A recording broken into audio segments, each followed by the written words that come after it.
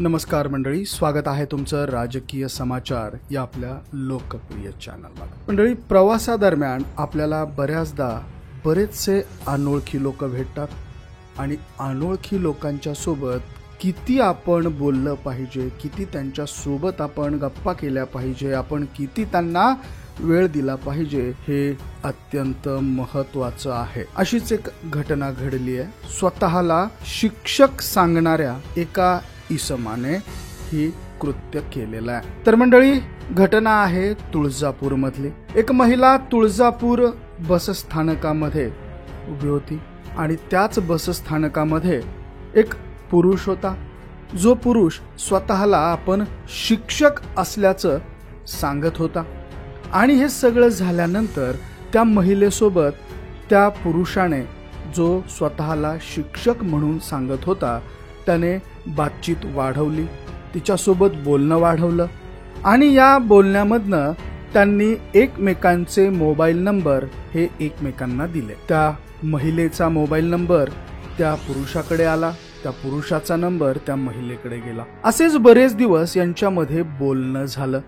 आता या बोलण्यामधनं तुम्हाला काही काम हवं असेल तर मला सांगा, किंवा माझ्यासाठी काही काम असेल तर मला सांगा, असं त्या महिलेने त्या पुरुषाकडे, ज्या वेळेस त्या पुरुषाकडे कुठल्या कामाची मागणी त्या महिलेने केली, त्यावेळेस त्या पुरुषाने दिनांक 15 सप्टेंबर 2024 रोजी त्या महिलेला फोन केला आणि तुमच्यासाठी काम आहे असं सांगत त्याने लातूर या ठिकाणी भेटण्यासाठी बोलावला।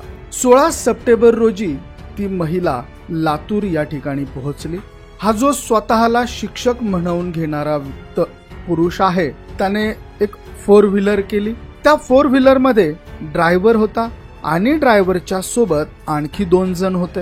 असे 3 जण मिळून त्या महिलेला भेटण्यासाठी ते गेले। भेटण्यासाठी गेले असता या पुरुषाने त्या महिलेला थेट लॉज वरती घेऊन गेला आणि नको ते केलं। नको ते कृत्य या इसमाने, या पुरुषाने त्या महिलेसोबत केला। त्या महिलेने या संपूर्ण प्रकाराची तक्रार ही दिली। तिने सांगितलं की नांदेड रोडवर असणाऱ्या लॉजवर या पुरुषाने नको ते कृत्य केलं। शिवाजीनगर पोलीस स्टेशन मध्ये तिने ही तक्रार दिली।